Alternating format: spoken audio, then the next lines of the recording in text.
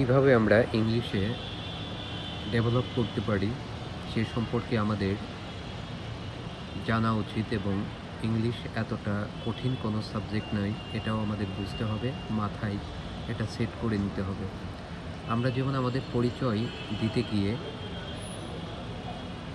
অনেক হেজিটেশনের মুখোমুখি হই, সেগুলোকে আমরা কিভাবে ওভারকাম করতে পারি সেটা এই বইটার মাধ্যমে দেখাতে পারি আপনাদের।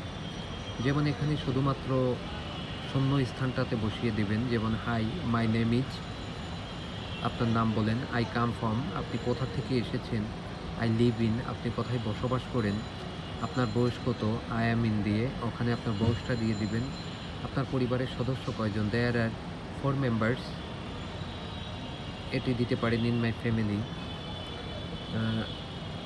আপনি কোন ক্লাসে পড়েন, I M a student at, আপনার ক্লাসটা এখানে বসাইতে পারেন।